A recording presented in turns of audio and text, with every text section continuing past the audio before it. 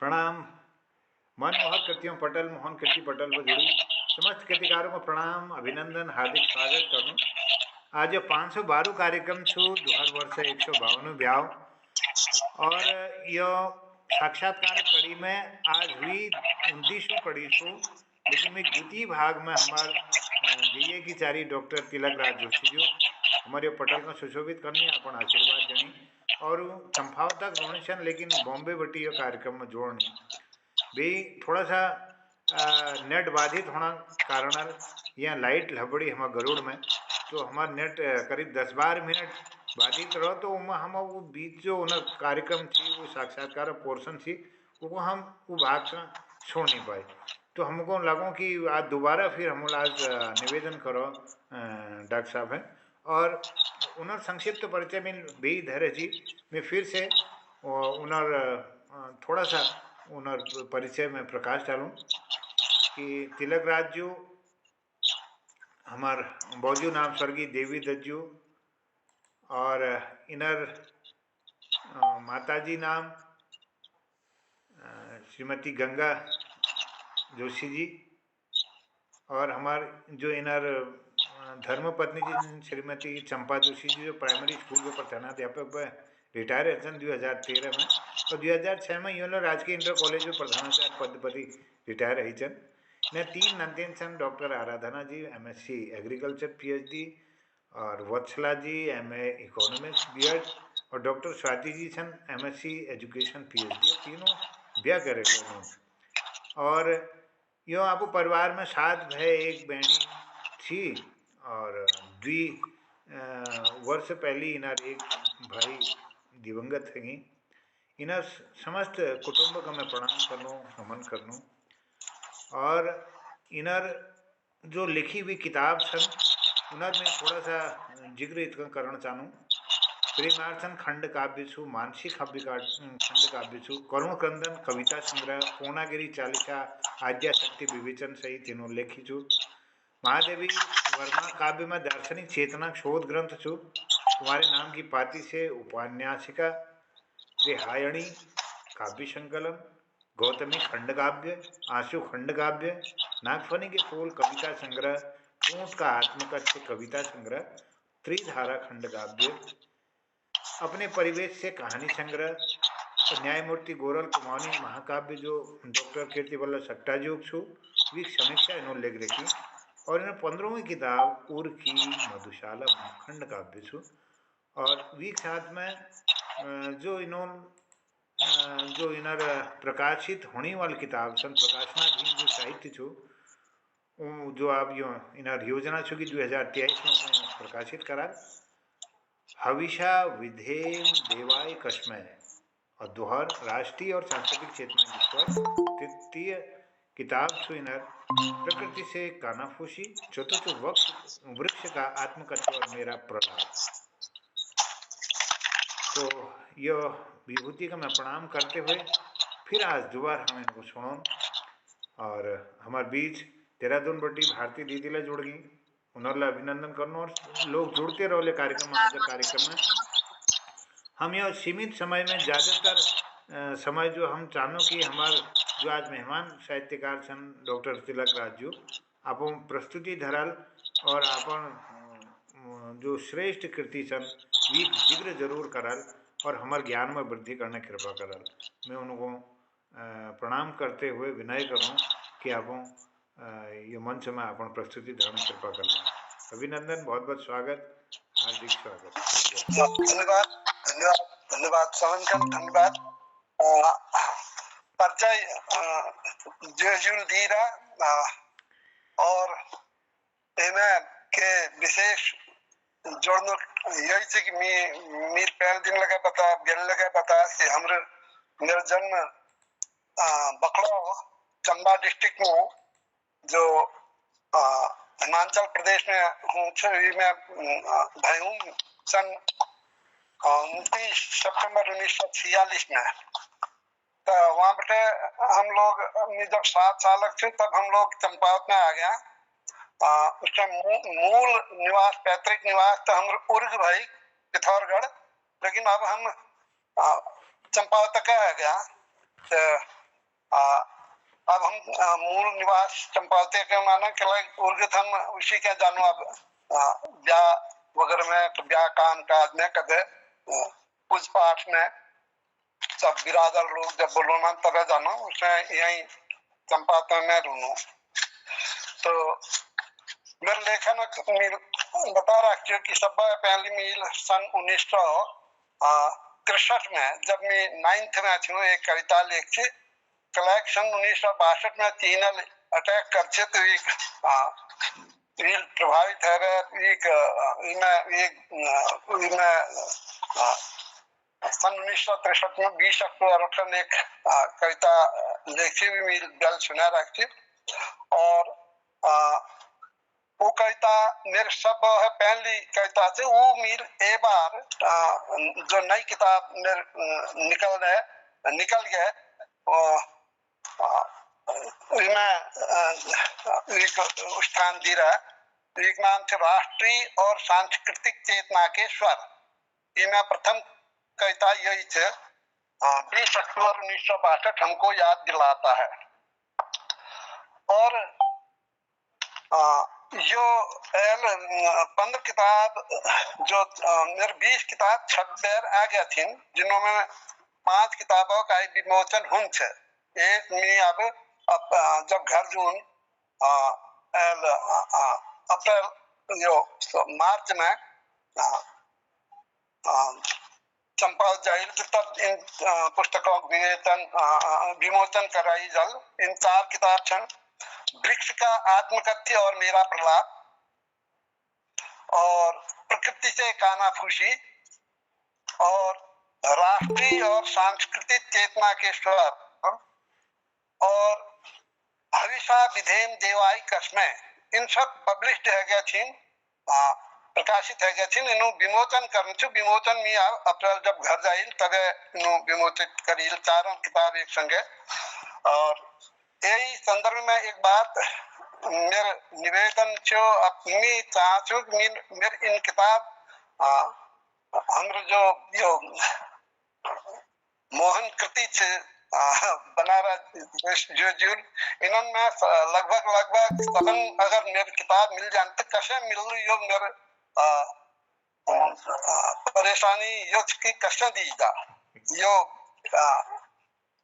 जो क्या पुजाई जा या कहाँ पुजाई जा कहाँ पर है यो बाटी जा अगर मैं वो पार्सल भेजूँ तो मैं खर्च बैंक हूँ फिर 100 रुपए लगभग आ जाते एक पार्सल में तो उन्हें और मैं ये मतलब फ्री ऑफ कॉस्ट एक के कीमत में है उसी के दिन चाहूँ तो ये पैसे हो जो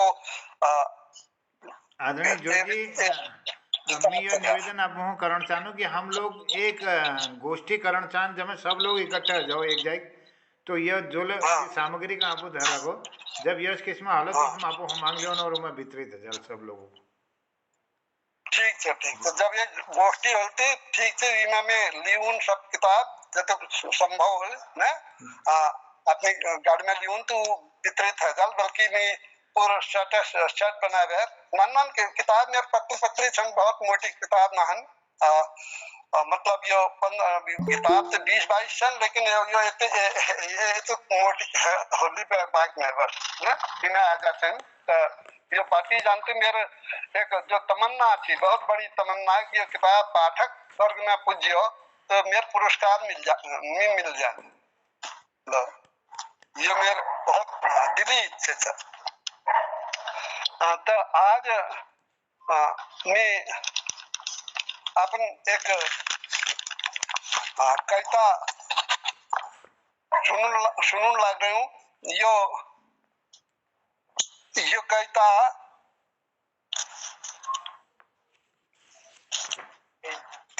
उर्की मधुशाला बैठे छे उर्की मधुशाला यो उर्की मधुशाला बच्चन जी मधुशाला स्टाइल में लिख रहा है। बच्चन जी जो मधुशाला लिख रहा है वास्तव में वो मोटो में मतलब गहराई में न जानकर लोग सोचते हैं कि वो शराब खन लिख रहा है बल्कि वो खूब आलोचना लगा है मधुशाला काव्य को मतलब उन्होंने सम्मान न मिल पाई, जबकि वो बहुत उच्च स्तर का दर्शन थे मधुशाला, बहुत उच्च दर्शन। तो मीर लगा वही दर्शन में लिखना कोशिश करते।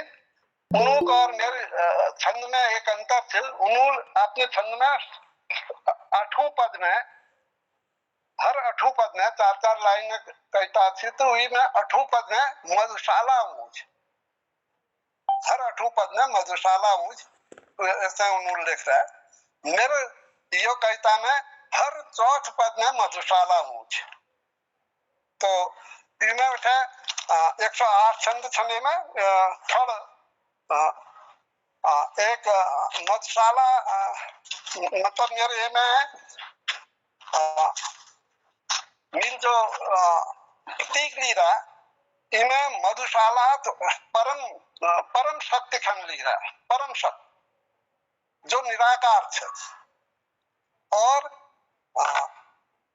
वो दूसरा जो मधुबाला थी, जो मधु वितरित करने वाली थी, 20 मील ईश्वर रूप में ली रहा, मतलब साकार रूप में वैसे निराकार रूप में वो मधुशाला तक तो कोई नहीं पूछना, लेकिन जो साकार रूप थी, जो मधु वितरित करती, ई में हम लोग पूछूं और इन्हें किसी अपना नेचर है, अपना विश्वास के अनुसार लोग बाग इन्हें अपना रंग, अपना तरीका, स्वाद, अपना रंगत देख लेना। तो यो एक विषय से अब यो पूर्व खंड काव्य भाई तो बिन पूर्व पड़ जाए तो समझ में ना, फिर लगा थोड़ा मील जो लिखा सुनून लग रही हूँ। तो गजब नशा होता है मधु का, गजब नशा होता है मधु का, भेदभाव वह सभी मिटाता। गजब नशा होता है मधु का, भेदभाव वह सभी मिटाता। सभी एक हो जाते मिलकर, पहुंचे हैं जो मधुशाला। सभी एक हो जाते मिलकर, पहुंचे हैं जो भी मधुशाला। घूंट एक दो पीते पीते रोमांचित उर होते जाता। लगे सकल जग मिथ्या तुमको, लगे सकल जग को, सत्य लगे केवल मधुशाला, सत्य लगे केवल मधुशाला। शक्ति मनोबल क्रियाशीलता, शक्ति मनोबल क्रियाशीलता, एक घूंट दे जाती मधु का। यह तब हम जान सकेंगे, पीने आएंगे मधुशाला, पीने आएंगे मधुशाला। कष्ट तुम्हें कितना ही हो, कष्ट न कितना हो जाए, कष्ट तुम्हें कितना हो जाए, अगर उस मधु का अगर आपको लत लग गई है तो कष्ट तुम्हें कितना हो जाए, पी जाओ यदि मधु का प्याला। शांत पथिक पुलकित हो समझे सारे जग को ही मधुशाला।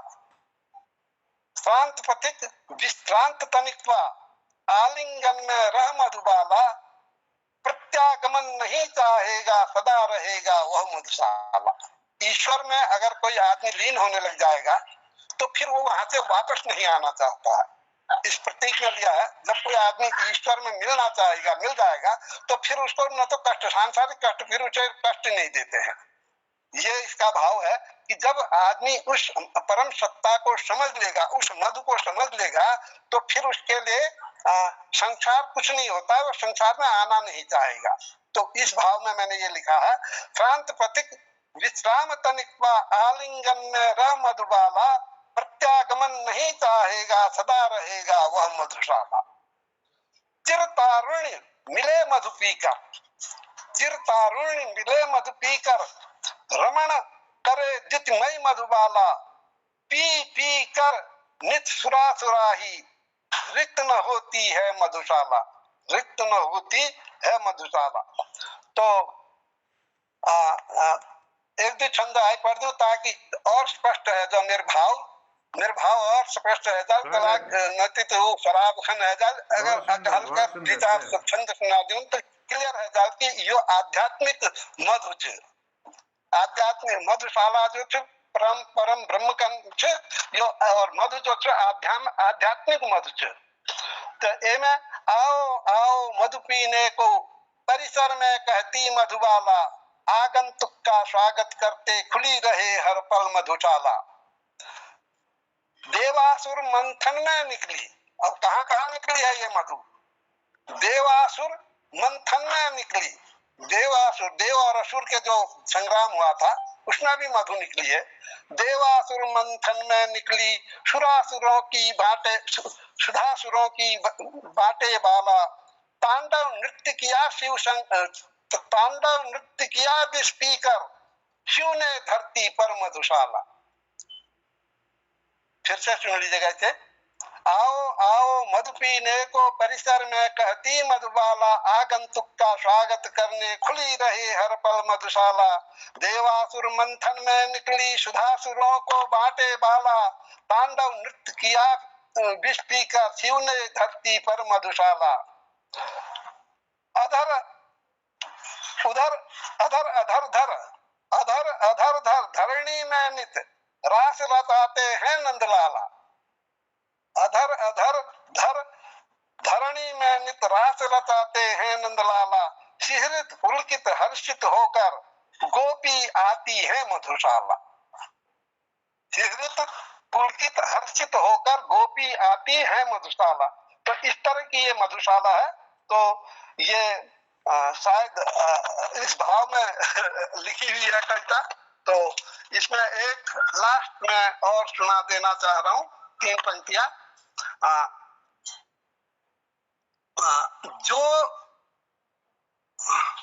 जो नित पीने को आते हैं, जो नित पीने को आते हैं परिचित हो जाती मधुबाला। अगर इस मधु को पीने आप रोजाना आए तो उससे मधुबाला परिचित हो जाती है। जो नित पीने को आते हैं परिचित हो जाती मधुबाला। परिसर में ले जा मधु देती दूर दिखाती है मधुशाला। फिर वो मधुशाला दिखाती है, मधुशाला तो वहां है, तुम मधु यहाँ पर पी लो जिसके निकट आ गए हैं। तो मजरा मधुर पिलाए जग को कर चैतन्य रहीम कबीरा। मजरा मधुर पिलाए जग को बन चैतन्य रहीम कबीरा। मैं भी तनिक पिलाने आया वृंदावन करने मधुशाला। मैं भी तनिक पिलाने आया वृंदावन करने मधुशाला। कई कल्पना सृजित होने से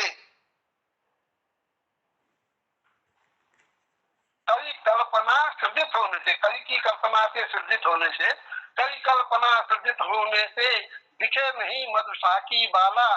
जो कच्ची कचनार कलीसी रतिमय करती है मधुशाला।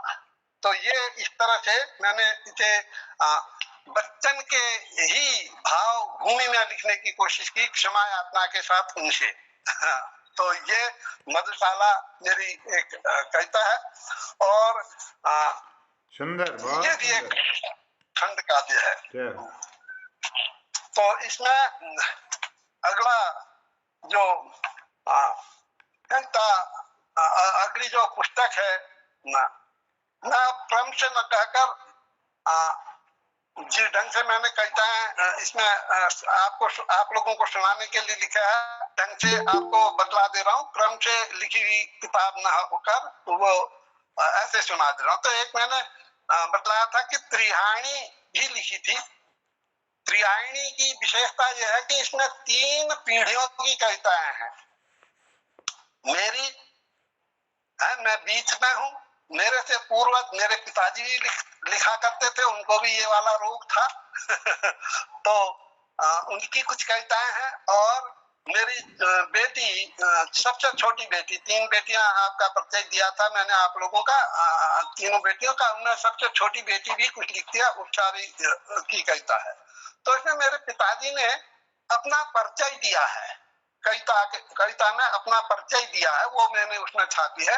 तो उस पिताजी ने अपने परिचय में जो लिखा मुझे कविता याद नहीं है, और पिता के पुस्तक यहाँ न होने से मैं सुना नहीं सकता। तो उसमें जो उन्होंने लिखा है कि मैं कौन हूँ, तो उन्होंने लिखा मैं विधवा की आंसू हूँ।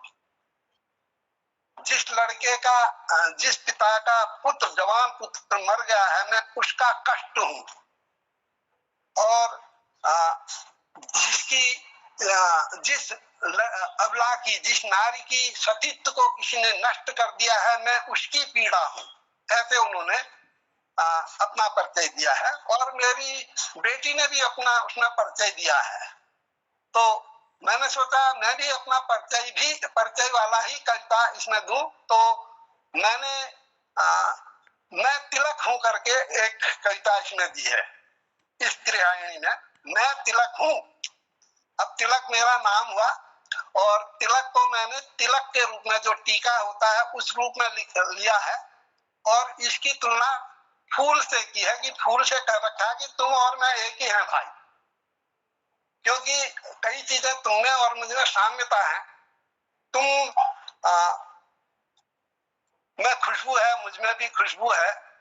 तुम जीवन और मरण में हर जगह काम आते हो, चाहे जीवन है, मरण है या प्यार है। फूल तीनों जगह चढ़ता है, देह में भी चढ़ता है, मरण में भी चढ़ता है, और लव अफेयर्स जो होते हैं उसमें तो फूल का बड़ा महत्व है। तो ऐसे ही मैं तिलक हूं, मैं सब जगह लगाया जाता हूं, जीत हार में। और मैं यहाँ तक कि मेरा परिचय जो है तुम्हारी ही तरह से सर्वत्र होता है। तुम्हारा और मेरा एक सा ही स्वरूप है। ये मैंने इसमें लिखा है, देखिएगा कैसा बन पड़ा है, मैं कर नहीं सकता हूँ। मैं तिलक हूँ। आज निज परिचय सुमन में दे रहा हूँ, आज निज परिचय सुमन में दे रहा हूँ, भाल के सौभाग्य का सूचक रहा हूँ, भाल के सौभाग्य का सूचक रहा हूँ। मैं सुहागिन रूपसी का ध्वज रहा हूँ, मैं सुहागिन रूपसी का ध्वज रहा हूँ, तरुण होती कामिनी की कामना हूँ। जो किया तुमने सुमन मैं किया हूँ, सुमन सौरभ मैं निमिज्जित मैं तिलक हूँ, सुमन सौरभ मैं निमिज्जित मैं तिलक हूँ।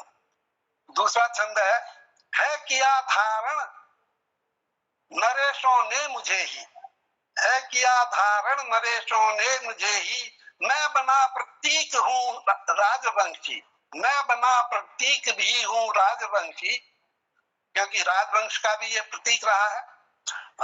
राम रावण को राम रावण की पृथक पहचान मैं हूँ, राम रावण की पृथक पहचान में हूँ। राम तिलक कहते हैं और रावण का तिलक होता है, अलग अलग तिलक है। तो राम रावण के तिलक, राम रावण की पृथक पहचान मैं हूँ। तुम जहां भी हो रहे मैं भी रहा हूँ, जो किया तुमने सुमन बन मैं किया हूँ, सुमन सौरभ मैं निमिज्जित मैं तिलक हूँ। और अगला छंद है किया धारण तुम्हें, है किया धारण तुम्हें,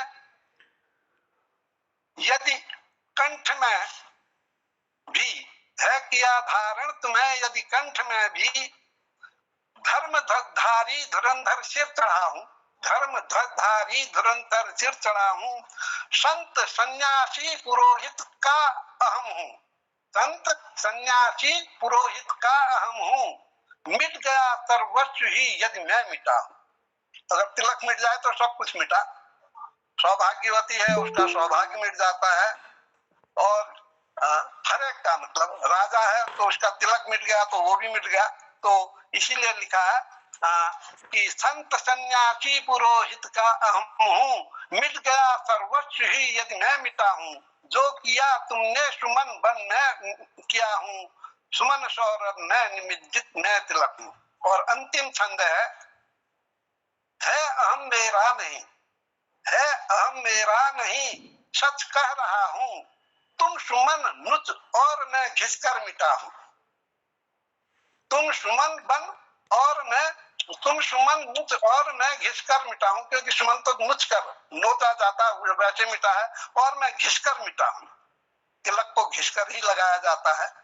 तो है हम मेरा नहीं सच कह रहा हूं, तुम सुमन नुच और मैं घिस कर मिटा हूं, जन्म जीवन अमरण में हम चढ़े हैं, जन्म जीवन अमरण में हम चढ़े हैं, दैत क्यों फिर भी नहीं मैं जानता हूं, जो किया तुमने सुमन मैं, तो जो किया तुमने सुमन बन मैं किया हूं, तो सुमन सौरभ मैं निमिज्जित मैं तिलक हूं। तो ये त्रिहाइणी की एक कविता है, शायद बहुत सुंदर सृजन, बहुत अच्छा, बहुत अच्छा, जय हो। ये अवधान है, जबरदस्त अवधान है, बहुत बहुत धन्यवाद। धन्यवाद, धन्यवाद आप लोगों को, सभी को धन्यवाद। तो अब इसके बाद मैं आगे बढ़ रहा हूँ। एक अगली पुस्तक है मेरी, जो अभी निकली, अभी लास्ट में कहूंगा, क्योंकि उसके बाद मेरी जो 4 किताबें निकली वो तो एक साथ निकली है। इस 4 से पहली 5वीं किताब वही थी। इसके बाद जो उरी की मधुशाला है, उसके बाद यही किताब निकली, याद में किसकी न जाने। तो याद में किसकी न जाने में जैसा नाम से ही पता चल रहा है, इसमें मेरे प्रेम गीत अधिक हैं। वैसे भी मैं प्रेम का कवि अधिक रहा हूँ, क्षमा चाहता हूँ सभी से, बुजुर्गों से। आज तक लगा नहीं हूँ प्रेम गीत लिखने में छूट न रही हूँ। तो ये जो कविता याद में किसी न जाने, उसमें से मैं सुना रहा हूँ। इसमें है, नयन में नीर कैसा है। तो आंसू जो होते हैं आंखों से निकलते हैं, तो वो कैसा कैसा क्या क्या नहीं करते हैं, उसके विषय में मैंने कहा है। थोड़ा मैं गाना गा के कह दूं? जी जी, स्वागत है। ससुर कह देता हूँ। नयन में नीर कैसा है, नयन में तीर कैसा है, नयन में नीर कैसा है, नयन में तीर कैसा है, नहीं मधु प्यास बुझती है, न कब पीर होती है। अगर मैं डूबना चाहूं नहीं गहराई इसमें है, अगर मैं डूबना चाहूं नहीं गहराई इसमें है, कभी यदि तैरना चाहूं नहीं उतली तनिक भी है, कभी यदि तैरना चाहूं नहीं उतली तनक भी है। नयन में नीर कितना है, नयन में पीर कितनी है, नयन में नीर कितना है, नयन में पीर कितनी है। पलक के कोर तट भी क्या डुबोने के लिए कम है, पलक के कोर तट भी क्या डुबोने के लिए कम है। ढुलकते नीर क्या इनके बहाने के लिए कम है, ढुलकते नीर क्या इनके बहाने के लिए कम है। कहानी प्रेम की है, कहानी प्रेम किया है, कहानी वेदना की है, कहानी प्रेम की है, कहानी वेदना की है, कहानी डूबने की और कहानी तैरने की है। नयन में नीर कितना है, नयन में पीर कितनी है। नयन ही क्या नहीं तट है, नयन ही क्या नहीं तरणी, नहीं बजधार क्या यह है, नहीं पतिवार भी क्या है।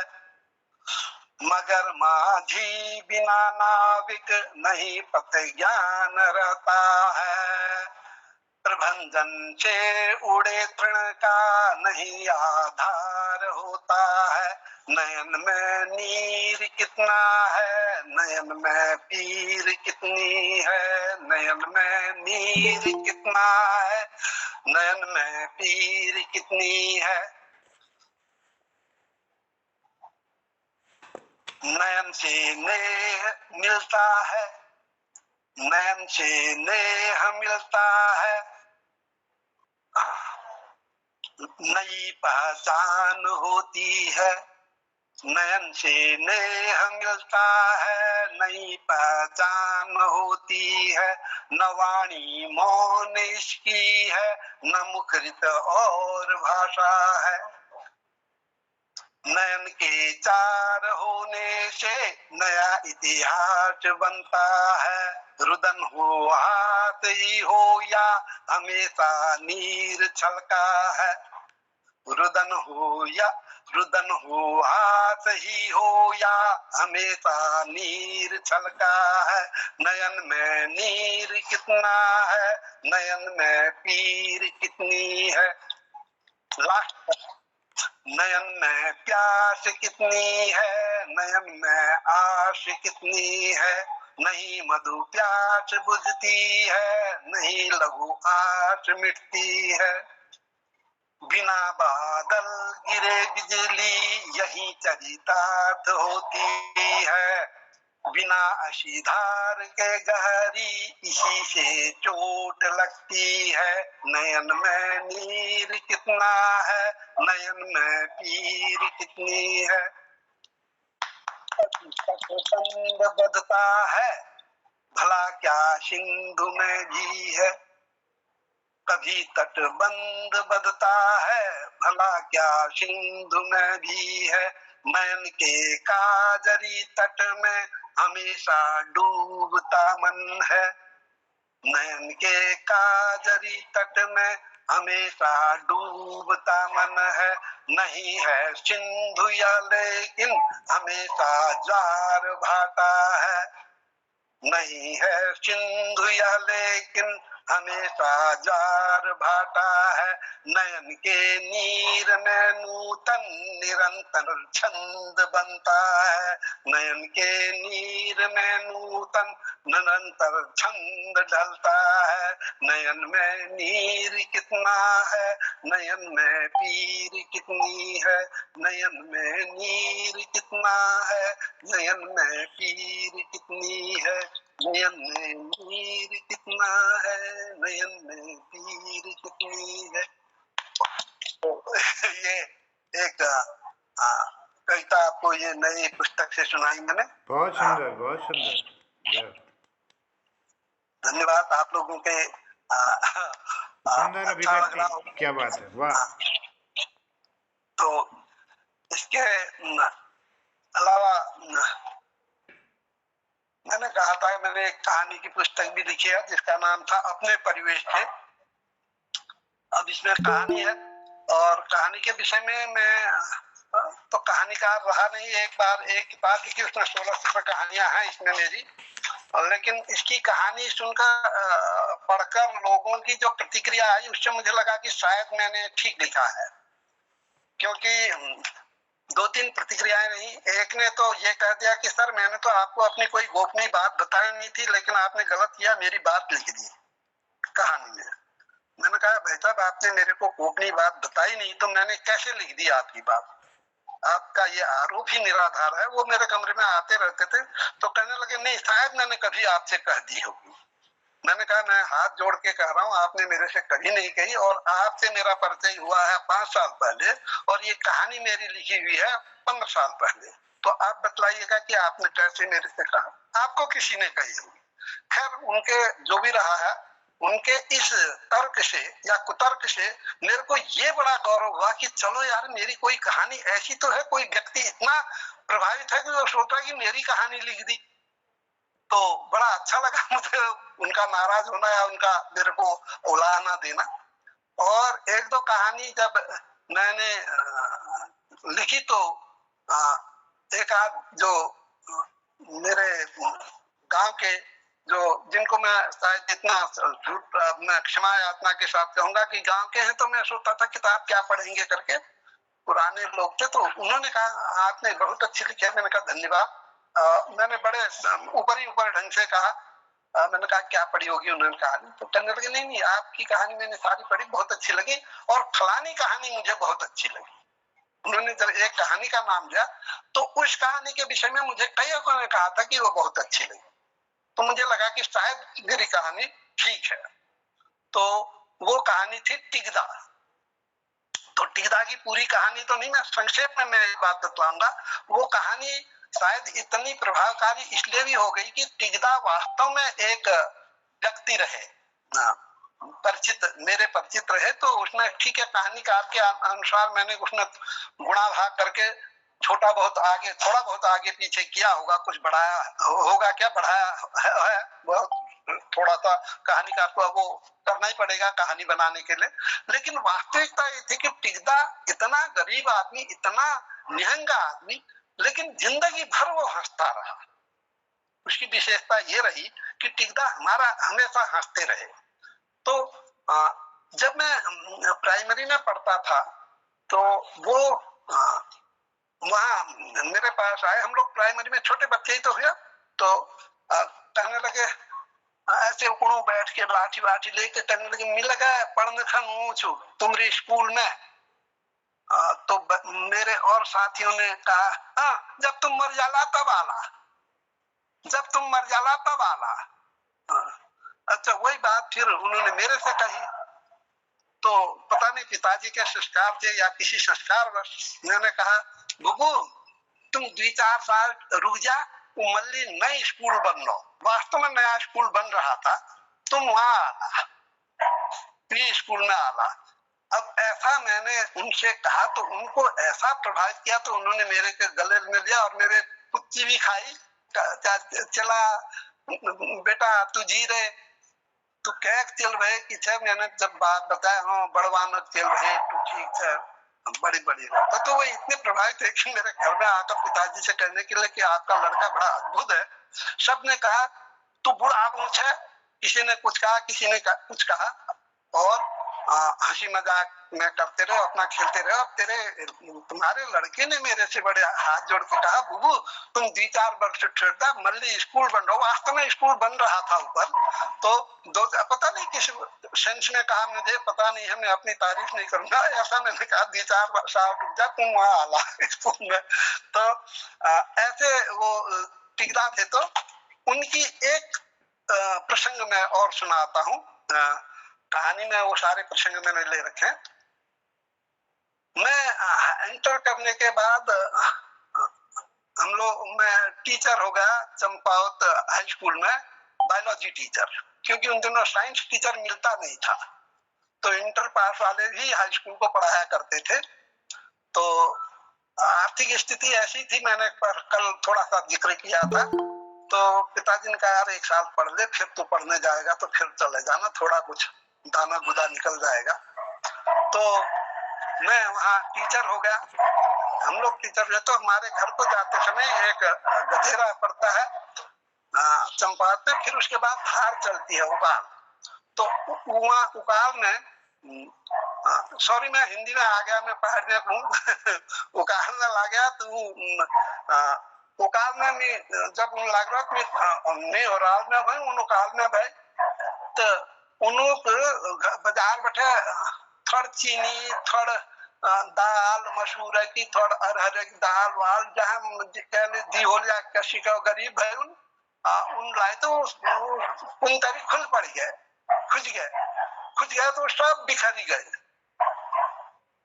अब वो बिखरी गए तो उन ऐसी के देखने, अब उन जब देखने तो मियाँ आए मिल कर आहा कही, तो मिल तो उसने सॉरी ढंग में कहे आहा, लेकिन वो उन बुढ़जुल टिकदार भी प्लस पॉइंट में ले उनका हाँ जेजू तुम ठुला आदमी बड़वान भया कहीं देखो तुम आहा कस बड़ी देखता मिलेगा तुम सोच नहीं कस आहा बड़ी आहा लाल प्यूल से तो अब चीनी सफेद हुई, वो मसूर के दाल और काले लाल प्यूल कस बड़ी डिजाइन है मीठा कोई बनू कौन तो मैं ना बना सकूं कहा ना।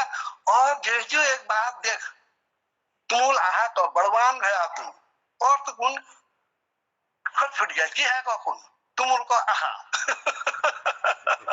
तो यो देख बड़ा उपकार है वो कहा यो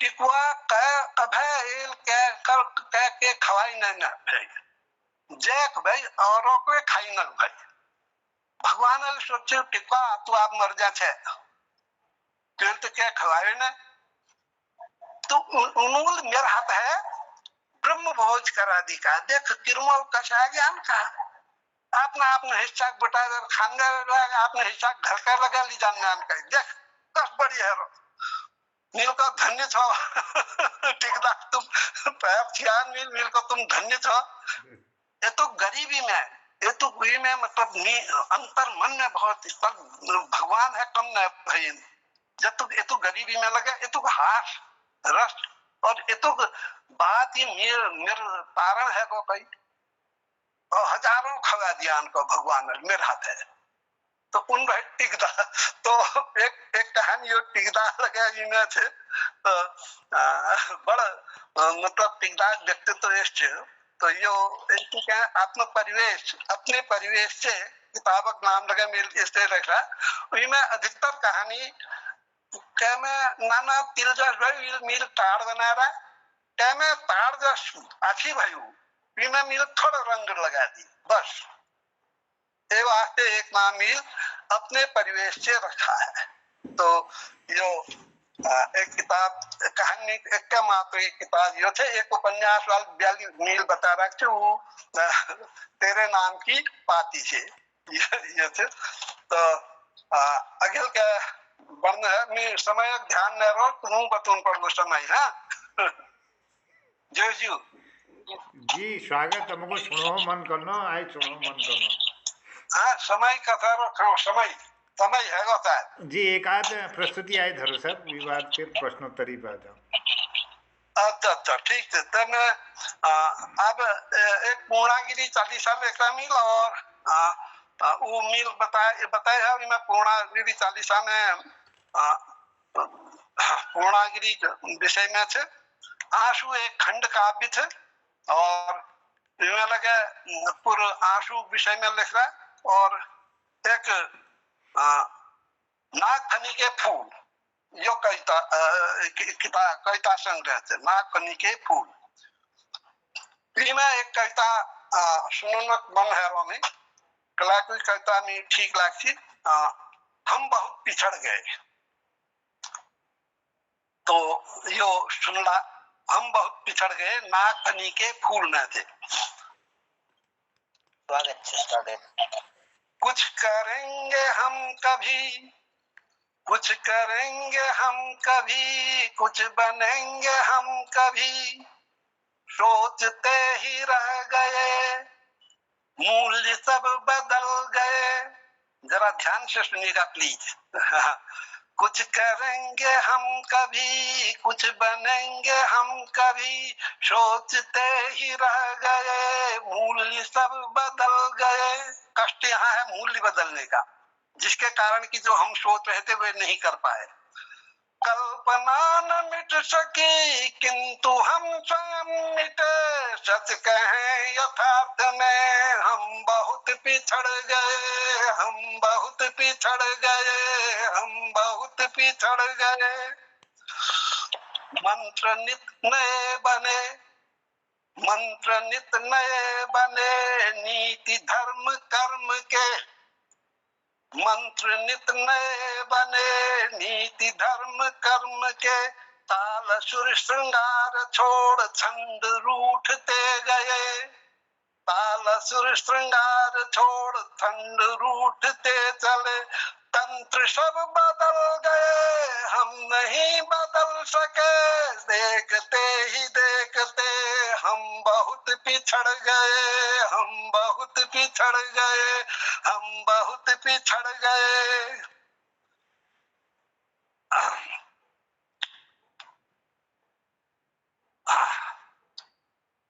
छोड़ देश धर्म को छोड़ देश धर्म को नर कहीं पहुंच गए छोड़ देश धर्म को नर कहीं पहुंच गए, ज्ञान रूढ़ हो गया दौड़ अर्थ के लिए, ज्ञान रूढ़ हो गया दौड़ अर्थ के लिए, किंतु आन पर डटे मुक्त हम न हो सके, वर्तमान से कटे हम बहुत पिछड़ गए, हम बहुत पिछड़ गए, हम बहुत पिछड़ गए। ज्ञान है विज्ञान अब, ज्ञान है विज्ञान अब चांद में पहुंच सहज, ज्ञान है विज्ञान अब चांद में पहुंच सहज, शीत युद्ध विश्व पर बम बने हैं न्यूक्लियर, मृत्यु भय मिटा नहीं जिंदगी मिटा रहे, मृत्यु भय मिटा नहीं जिंदगी मिटा रहे, धर्म आत्मसात कर हम बहुत पिछड़ गए, हम बहुत पिछड़ गए, हम बहुत पिछड़ गए, हम बहुत पिछड़ गए, हम बहुत। ये एक बहुत शानदार दोस्ती, बहुत शानदार अभिव्यक्ति है, धन्यवाद। हाँ, तो ये है सुंदर, बहुत बढ़िया अभिव्यक्ति आदरणीय। टाइम ले दे रहा हूँ मैं।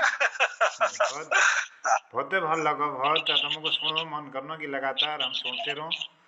और तुम समुद्र ठीक पर छा, हम हिमालय काग पर छन बैठी हुई, और ये पटल पर हमारे विभिन्न क्षेत्रों पर जुड़ी हुई लोग तुम्हार यह काव्य रसा आनंद लेने लग रही। तुम्हें आज यह पटल पर अपन द्वितीय भाग में जो प्रस्तुति धरी बहुत सुंदर थी, और आज हमारे नेटल थोड़ा सा भल साथ दे दे, और लाइट ले हमारे पास लगातार बढ़ी हुई छू। तो हमारे बीच में जदुला लोग सन, उन्होंने निवेदन करूँ कि एक एक करने बोलो न तो बहुत लंबा समय लग जाल। जनर पास कोई या शब्द सन जो न जो एक एक शब्दों में उत्तर हर सको, या किसमें प्रश्न कहकर पास मन में उठन लग रही, तो मैं जरूर आपो निवेदन करूँ कि आपो आदरणीय जोजू पास आपो प्रश्न का धरला।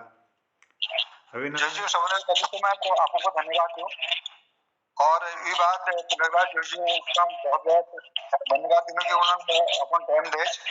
मैं प्रश्न तो कहीं नहीं पूछने लग रहा पटल पर जोजू के जो कहानी छे केहर जो नायिका उछो लेखिका थे उन्हें बसला ले मैं शामिल रहे। मैं बसला थे, अगर बसला के कौन चाचे जातो है बसला के स्वागत करना चाह, और डॉक्टर भुवन सिंह जोशी दर्शन करवा रहे सब लोग उपस्थित हैं, और स्वातिला साहब जोशी के चलते बोलिए स्वाति हाँ स्वाति भी है इसमें आई है। हाँ बेटी है भी। मैं स्वागत करता हूँ, आप सभी को मेरा नमस्कार। डॉक्टर भुवन चंद जोशी जी को प्रणाम करनो, आदरणीय वत्सला चौहान जी, मैं और थोड़ा सा निवेदन कर रहा हूँ दादा मोहन दा, ये थोड़ा सा मैं चाह रहा हूँ कि तिलक जी अपना माइक ऑफ कर दें, अगर आप बोल नहीं रहे तो माइक ऑफ कर दें क्योंकि वो डिस्टर्ब कर रहा है। ये अब ठीक हो गया। हाँ, ये बसला भी हमारी बेटी, मैं अपने बेटी को ही बसला को भी आमंत्रित करता हूँ और स्वाति को भी आमंत्रित करता हूँ, और भुवन चंद जोशी जी का भी स्वागत करता हूँ और उनको भी आमंत्रित करता हूँ पटल पे। यदि वो अपने हमारे मित्र और अपने उन बड़े भाई और अपने पापा के संबंध में कुछ कहना चाहें तो वो भी, उनका भी स्वागत है पटल पे, मैं उनको आमंत्रित करता हूँ। बहुत बहुत अभिनंदन, स्वागत। डॉक्टर बीसी जोशी जी को मैं प्रणाम करनो, वत्सला जी को प्रणाम करनो, स्वाति जी को प्रणाम करनो, और कविता सट्टा जी ले पटल पर जुड़ी छन उनको ले प्रणाम करनो। हमारे सब लोगों गढ़ में उनको मैं अनुरोध करूँ कि अपन बात धरल हमार डॉक्टर हमार जोजू बार में स्वागत।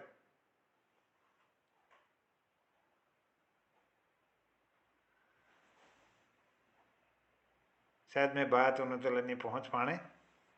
आप सभी को मेरा सादर प्रणाम। जी स्वाति जी प्रणाम। जय जी, आप सभी विद्वान जनों के मंच में मैं बहुत कुछ तो क्या कहूँ, लेकिन ये हमारा सौभाग्य है कि हम इस मंच से पापा की वजह से भी जुड़ पा रहे हैं और एक साहित्यकार के रूप में आप सभी लोगों से भी परिचित हो पा रहे हैं और उनका जो रचना संसार है उसके बारे में तो बहुत कुछ कहने के लिए है, लेकिन ज्यादा अच्छा रहेगा कि पापा ही उसके बारे में कहें, क्योंकि उनके मतलब अपने शब्दों में वो जितना अच्छा समझा पाएंगे, जितना वर्णन कर पाएंगे, उतना शब्द सामर्थ्य भी हमारी नहीं है। और बस ये इतना कहना चाहूंगी कि मेरी अपनी व्यक्तिगत राय ये है कि मुझे पापा की कविताओं से ज्यादा उनका गद्य अच्छा लगता है। जैसे कि अभी पापा ने जिक्र किया था टिकदा कहानी का, वो भी मुझे बहुत पसंद है। और ऐसे ही एक उसमें थमीटर कहानी है जो अपने परिवेश से कहानी संग्रह है, उसमें थमीटर कहानी जो है वो भी बहुत हृदय को छूती है, जिसमें एक महिला का बच्चा छोटा इलाज के अभाव में दम तोड़ देता है और वो एक तिनका अपने बेटे के मुंह में डालकर उसे थर्मामीटर समझकर उसे जिंदा करने की कोशिश करती है। तो काफी हृदय को छू लेने वाली रचना मुझे लगती है। और कविताएं भी बहुत अच्छी हैं, पर मुझे ऐसा लगता है कि उसमें थोड़ा सा हिंदी, जिनका हिंदी का ज्ञान अच्छा है वो लोग ज्यादा उसको समझ पाते हैं, पर गद्य में जो कहानियां हैं वो एकदम जनमानस से जुड़ी हुई हैं और एकदम आम आदमी भी उनसे रिलेट कर पाता है, खुद को जोड़ पाता है, तो वो ज्यादा लोकप्रिय उन्हें बनाती हैं। और बाकी तो अगर लेख या निबंध की बात कहूं तो मेरा अपना व्यक्तिगत अनुभव ये रहा कि मैं किसी भी किताब की भूमिका नहीं पढ़ा करती थी। मतलब जैसे उपन्यास, कहानी, कविताएं पढ़ने का शौक रहा, ये पापा से ही देन मिली कि हमने पढ़ने का शौक बचपन से, हमें जन्मदिन पर खिलौने नहीं मिले, कभी भी किताबें मिला करती थी। तो मैंने कभी भी भूमिकाएं नहीं पढ़ी, लेकिन जब बड़ी हुई त्रिहाइणी की भूमिका जब पापा ने लिखी तो त्रिहाइणी की भूमिका पढ़कर मुझे एहसास हुआ कि नहीं, भूमिका कितनी महत्वपूर्ण होती है। तो अब मैं हर किताब की पहले भूमिका पढ़ती हूँ, किसी भी लेखक की पहले भूमिका पढ़ती हूँ कि भूमिका बहुत कुछ कहती है उस किताब के बारे में, उस लेखक की जो मंशा रही है उस रचना के पीछे। तो भूमिका भी अपने आप में एक तरह का निबंध या लेख होती है, ये मुझे तभी जानने का मौका मिला। और आप सभी ने यहाँ पर उन्हें सुनने के लिए आमंत्रित किया, इसके लिए आपका हृदय से धन्यवाद देती हूँ और मुझे भी मौका दिया, इसके लिए मैं बहुत बहुत आभारी हूँ। आप सभी का धन्यवाद और प्रणाम। बहुत आभार, बहुत धन्यवाद। आपने प्रकाश डाला अन्य बातों पर भी जो हमें ज्ञात नहीं थी, और ये विराट व्यक्तित्व को मैं प्रणाम करनो और मैं आश करनो कि हमारे जो शोधार्थी छन इनर साहित्य गहन अध्ययन करल और ये पटल माध्यमल तो बहुत कम लोगों को यह जानकारी हपाले। हम भविष्य में फिर अनुरोध करो आदरणीय डॉक्टर साहब हैं कि वो आप जबले समय दिला तो हम उनको लगातार सुन चौन।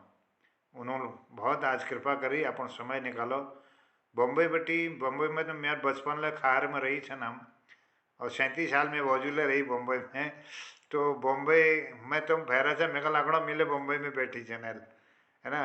तो इधर दूर बटी आप ये जोड़ रहा था, अपन आशीर्वाद देना था, तो मैं बहुत कृतार्थ समझना आपको और धन्य समझनो।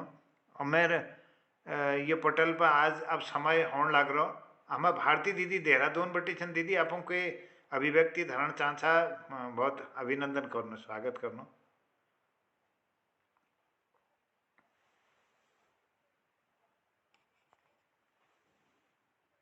अब माइक माइक खोल लिया आप हैं। पूछणों के नाते बेली मेल बात कहे अपन, और बहुत भल लागो इन रचना मधुशाला बहुत भल लागी। और बल्कि बीच में मगे कहीं जरा कोई फोन आ गई दोहर में जान पड़ो। खैर जैसे मैं मतलब हमारे सब रचना है ना जो बिल्कुल मतलब मैं ये तो सिर्फ ना संक्षेप में बताना चाहिए, मैं ये का विस्तार दिखना चाहिए बीच बीच में कि इन कतो भाल लिखो नाल कबे ना। तो इनको बहुत बहुत बधाई, शुभकामना, धन्यवाद। बहुत आभार दीदी। तमन गागर में सागर भर दे और लगातार अपन आशीर्वाद पोर्टल पर जड़ना रहा था। और ले कह के मन में कोई सवाल छो तो अपन बिल्कुल अपन बात करना कृपा करल। और मैं जोशी जी नमस्कार। जी जी बीस जी प्रणाम, स्वागत। बहादुर बिस्ट बात करनी हो। अब बतून चाहे कि गुरुजी रचना संसार बहुत ठुल छे, बहुत ठुल छे और हम लोग ले इन होता है बहुत कुछ सीखना। इन्हों को साहित्य पढ़े करे बहुत कुछ लेखन का प्रयास हम लेके करने हो। निर्जू पहल खंड का भी निकल रहा हो, वो भूमिका लेके गुरुजी ले लिख रहा है। बहुत भावुक है रही हूँ मैं। प्रणाम। बधाई आपको, बधाई बधाई, जय हो जय हो जय हो। क्या बात है। उन्होंने खुद आधु दर्जन खंड काव्य लिखी जन। उन्होंने बहुत विचार फलक जो छू बहुत बहुत विस्तृत छू और निश्चित साहित्यक जो भंडार छू वो एक श्री वृद्धि होते रोल जब शोध इतना होते रोल और भी कई आयाम जो सन हमारे साहित्य में स्थापित हाल मैं आज करनो और मैं उन्होंने दीर्घायु कामना करनो, स्वस्थ जीवन कामना करनो और आज करनो कि हमार साहित्यकारों को उन्होंने जो मार्गदर्शन छू लगातार हमको मिलते रहो। अब समय इजाजत नहीं देना है। एक प्रश्न मेरे से। जी जी स्वागत सर। मैं तिलराज जोशी, डॉक्टर तिलराज जोशी को नमन कर रहा हूँ, प्रणाम कर रहा हूँ। आप लोग प्रेम संदर्भ में बहुत कुछ लिखा, बड़ी सुंदर कविता सुने। आप हमारे का चार शुद्ध ब्याह करने से तुम लोग प्रेम करो कह देंगे। सुन सा नहीं सुने तमोल कोई प्रश्न कर दे कि नेटे तमोल यह प्रश्न कर दे हम सुनते जाएंगे तो तुम लोग प्यारा बारे बहुत बड़ी लेकर रखो तो कह देगा प्यार कर से नहीं करे जरा बता दियो बेजी आप बोल यह प्रश्न कर दे कि नेटे लगो उनर जवाब दीजिए। चलिए हमको विशुद्ध प्रेम समझण और ये हमारे जनुदा जी कुछ आप बात धरण चानी।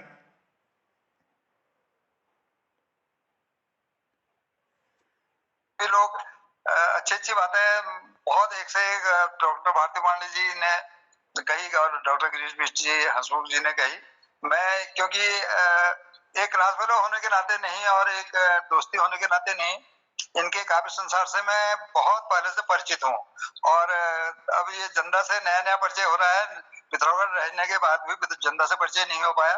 गिरीश बिष्ट से बहुत अच्छा परिचय हुआ। ये सब जो क्रेडिट जाता है वो हमारे मोहन जोशी जी को ही जाता है। आज बहादुर सिंह बिष्ट जी जो इनके रचना संसार से जुड़े हुए हैं, उनको सुनकर बड़ी अच्छी खुशी हो रही है। और भारती जी के डॉक्टर भारती जी पांडे मैडम के साथ तो बहुत अच्छा वो संपर्क हुआ है। इनकी एक रचना जोशी जी की जो मुझे किताबों में सारी रचनाएं अच्छी हैं। एक रचना मैं भूली बिसरी सुधी हूँ। इनके एक इनका करुण क्रंदन जो है, करुण क्रंदन में बहुत अच्छी पंक्तियां सारी अच्छी हैं। उसमें इन्होंने लिख रखा है अंतिम सांस लिए जो है, अंतिम सांस लिए जो है उस मृग की मैं गाथा हूँ। निकली है जो चीख करुण केवल उसकी प्रतिध्वनि हूँ। मैं करुणा की मूरत हूँ, सूरत हूँ और भूली बिसरी सुधी हूँ। यौवन जल से मदमाती मैं अब सूखी सरिता हूँ। क्या सुंदर भाव है। नीर रहित नद का केवल कंकण पत्थर करदम हूँ। बीती जीवन गाथा हूँ मैं भूली बिसरी सुधी हूँ। सूख चुके जो गालों में उन आंसू की रेखा हूँ। रोने के कारण सुधी में आने वाली सिसकी हूँ। गीली पलकों में आंसू मैं भूली बिसरी सुधी हूँ। यौवन के उन्मादों का केवल लेखा जोखा हूँ। पूरी पुस्तक होने को मैं अंतिम वह अक्षर हूँ। जर्जर तन भावुक मन हूँ मैं भोली बिसरी सुध हूँ। बहुत ही अच्छी सी पंक्तियां इनकी किताबों में अगर आप पढ़ेंगे, एक से एक सुंदर और इतने गूढ़ शब्दों का इस्तेमाल करते हैं।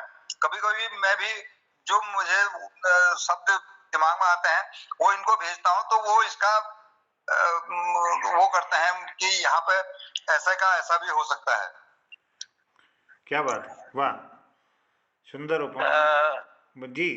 जनुदा प्रणाम। मोहनदा, प्रणाम सब लोगों को प्रणाम। मैं बेल बैठे सुना रही हूँ डॉक्टर साहब उनकी बात, और बेले एक वक्त एक प्रसंग आज, वो प्रसंग यो आज कि मैं एक वक्त ठार रही हूँ कि अपन रचना संसार का जला दूं, लेकिन घरवाली ने मेरी हिम्मत बताया, और वो बात जो मैं रचना संसार में आई, यो बात मैंने सुन और उन्हें पूरा मतलब आज ले मैं भले ही देर बैठे शामिल हुई हूँ। आज युवा महोत्सव थे, मैं जज भूमिका थी मेरी, तो वहाँ रहते हुए फिर जब टाइम लाइशन में फटक से आई हूँ, मैं उन्हें तरबड़े तो कौन चाल मतलब उन्हें पीड़े उमें लुक रहे, वो पीड़ दफना के मन में रखा हमने जिंदगी का भेद, दफना के मन में रखा हमने जिंदगी का भेद, हमको न समझ पाया जमाना यही है खेद, हमको न समझ पाया जमाना यही है खेद, काटी है कैसे उम्र हमने इसको ना कुरेद, काटी है कैसे उम्र हमने इसको ना कुरेद, दुनिया ने बनाए हैं इसमें छलनी जैसे छेद, दुनिया ने बनाए हैं इसमें छलनी जैसे छेद, ना धूप में पकाए ना मिलाई इनमें रेत, अनुभव की भट्टी तपके हुए बाल ये सफेद, अनुभव की भट्टी तपके हुए बाल ये सफेद। मैं प्रणाम करता हूँ डॉक्टर साहब को, और बहुत सुंदर कई रचनाएं हैं उनकी। हम तो मोहनदा आपको धन्यवाद देना चाहेंगे, आप सागर से वो मोती ढूंढ के लाए हैं, और जिनसे आपने हमारा परिचय कराया है, इसके लिए कोटि कोटि आभार है आपका, और ऐसी विभूतियों को, ऐसे मोतियों को आप लाते रहें, और उनसे भी निवेदन करूंगा मैं, उन मोतियों से भी, कि इस पटल पर सिर्फ साक्षात्कार के लिए नहीं, आपको आना है इस पटल पर और अपना स्नेह, अपना आशीर्वाद हमको देना है। इस निवेदन के साथ प्रणाम करता हूं, क्योंकि समय भी ज्यादा हो चुका है, ज्यादा बात रखूंगा नहीं। आप सबको मेरा प्रणाम है, नमन है, और कोटि कोटि धन्यवाद है हमारे डॉक्टर साहब का, जिन्होंने आकर अपनी वाणी में बहुत सुंदर रचनाओं का संसार हमारे सम्मुख रखा, उन्हें कोटि कोटि प्रणाम है। तिलक राज जी, मैंने कल भी कहा था कि ये तिलक माथे पे लगाने के काबिल है, और माथे पे हम इसको सजाएंगे। बहुत बहुत आभार, बहुत बहुत धन्यवाद आपका। प्रणाम, धन्यवाद सबन सुंदर एक कमी मील कहना चाह रही थी पहाड़ी में न लिख सकूं, लेकिन मील एक कविता लिख रहा, वो बाद में सुनाई, बाद में आज टाइम ना हम जब मैं कभी बैठने तो एक कविता लिख रहा पहाड़ी। स्वागत स्वागत स्वागत, जय हो। तो बाद में सुनाई क्योंकि जब आगे आगामी में नहीं आपको मन हर्चा तो सोना दियो जाए, फिर भी बात ये का समापन जी। स्वागत जी, स्वागत सुना दो जी जी जी, स्वागत। जोशी यहाँ पे पहले एक प्रश्न थी मैं और उत्तर थी, अब वो कैप्टे कर गए मेरे को प्रेम संदर्भ में तुम बहुत बड़ी कविता लिखी, दिल गदगद है वो। मैं पूछना चाहूँ तुम्हारा क्या हम जैसा होती या तुम क्या पहले प्यार यार करो ना ब्याह तुम्हारे जस भो ब्याह भाई फिर प्रेम भो, पहली ब्याह फिर प्रेम भो। अब प्रेम हेतु कहेगा कि अब एक दिन नहीं एक मिनट नहीं रह सकूं। वाह क्या बात है, बहुत बहुत धन्यवाद। जो व्यावाद हो जो वही टिकाऊ प्रेम हो छे, वही टिकाऊ हो छे, और वो दिनों दिन आप गुड़िया का बैंक बढ़नो। तो पहाड़ की बात एमे मील पहाड़ द्वि प्रतिबिंब दे रखन, एक हमारे पहाड़ में जो कमी छे माफ करया, जो कमी छे व्यक्त करने हूँ रिसाया जन, और एक हमारी पहाड़ की जो विशेषता छे द्वि दृश्य छे। तो मैं पहली एक दृश्य करने हूँ जो खराब दृश्य छे हमारे पहाड़ का। कथे कुनु कसके कुनु पहाड़ की बात, कथे कुनु कसके कुनु कहा पहाड़ की बात। पिनपान में जो रहेगा जुआ कारोबार, पिनपान में जो रहेगा जुआ कारोबार। धिनाली पानी के निहुनी चाको छ आहार, धिनाली पानी के निहुनी चाको छ आहार। नाना तिना निजाननी किहु छ भकार, नाना तिना निजाननी किहु छ भकार। पलटन बाटी आई बर खानी सब शराब, पलटन बाटी आई वेर खानी सब शराब होलिन में दिवालिन में बरातिन में शराब होलिन में दिवालिन में बरातिन में शराब लौंडा यहाँ का चाकरी करनी दिल्ली जाई बेर लौंडा यहाँ का चाकरी करनी दिल्ली जाई बेर बिनी करनी शिनका तोड़ी घर आई बेर बिनी करनी शिनका तोड़ी घर आई बेर रात दिन बूती करनी रात दिन बूती करनी आकाशनी म्यास फसक फोड्नी दुकानमा व्यर्थ बैठी म्यास फसक फोड्नी दुकान में व्यर्थ बैठी म्यास कहते कुनु कसके कुनु पहाड़ की बात कहते कुनु कसके कुनु पहाड़ की बात पहाड़ी बोलने में लगे हम ऊंची लाज पहाड़ी बोलने में लगे हम ऊंची लाज। तो ये जो एक बहुत बढ़िया, बहुत सुंदर। जय हो।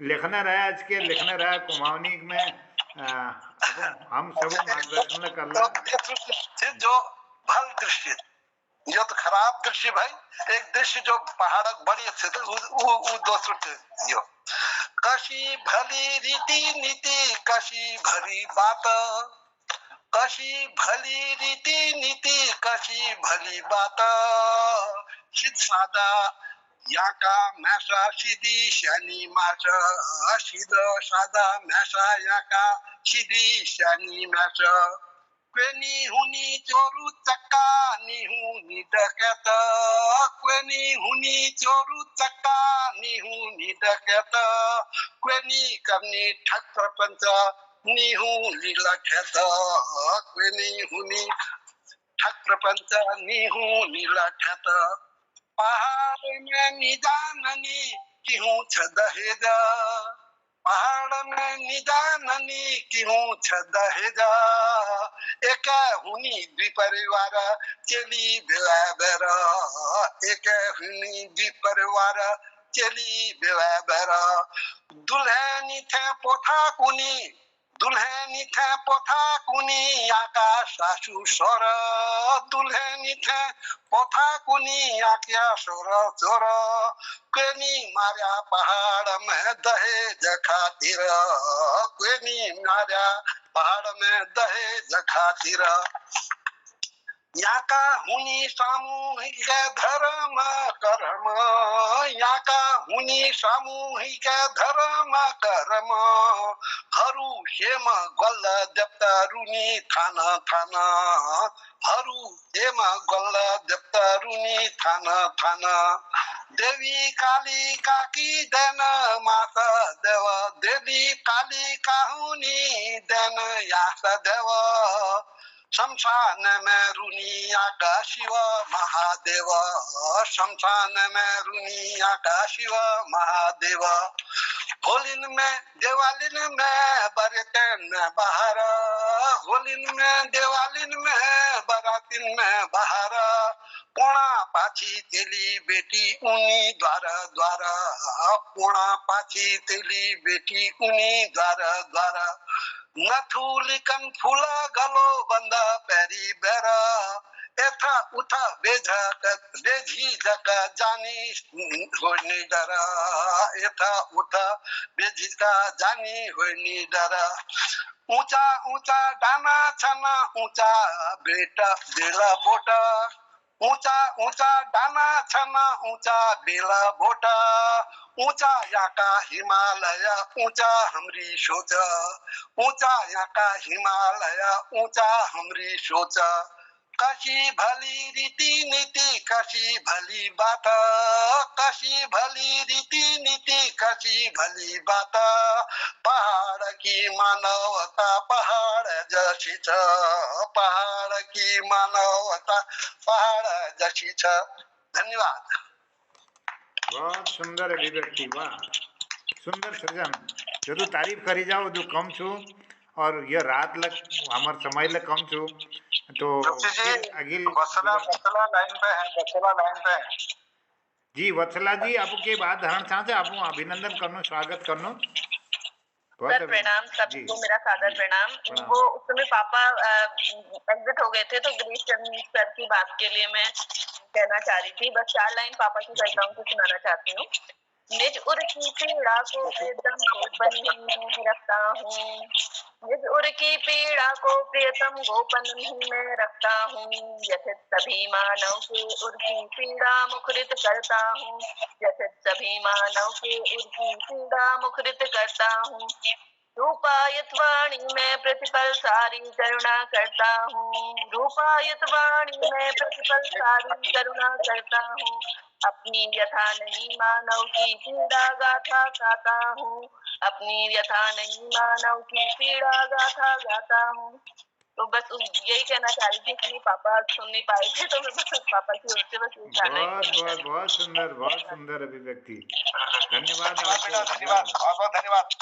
धन्यवाद बेटा बच्चा। तो ये पटल पर आज अब आज्ञा चानो हमारे बीच गिरीशन बिष्ट जो, आदरणीय पूरन भट्ट जो, आदरणीय प्रकाशन तिवारी जो, प्रकाशन पांडे जो, ललित तिवारी जो, न हमारा रमेश चंद सोनी जो, श्रीमती सोनू उप्रेती जो, श्री अशोक जोशी आशु जी, आदरणीय जन कवि जनार्दन उप्रेती जनुदा जी, और हमार श्रीमती भारती पांडे दीदी, आदरणीय उमेश पांडे जी, डॉक्टर हेम दुबे उत्तर जी, और ये पटल पर बहादुर सिंह बिष्ट जी, आदरणीय डॉक्टर BC जोशी जी, वत्सला जी, स्वाति जी, कविता जी, मैं सबको बहुत आभारी छूँ। लगभग 17-18 लोगों आज ये पटल पर हमार ढंग से वो कविताओं को सुना, आनंद ले, उन विचारों को सुना, हम सब लोग प्रभावित हैं। तो मैं आप ज़्यादा समय इजाज़त नहीं देना है, तो मैं आपको बहुत प्रणाम करनो, शुभ रात्रि करनो, सब हूँ बहुत धन्यवाद करते हुए वो फिर ये पटल पर हम लोग मिलोन यह कामना साथ सबको प्रणाम करनो, बहुत बहुत आभार। नमस्कार सिग्नल आते जाते बहुत बहुत धन्यवाद। ऐसे ऐसे व्यक्तित्व को पटल पर लाते हो यार, आपको धन्यवाद के पात्र हो, धन्यवाद, प्रणाम, बहुत बहुत आभार।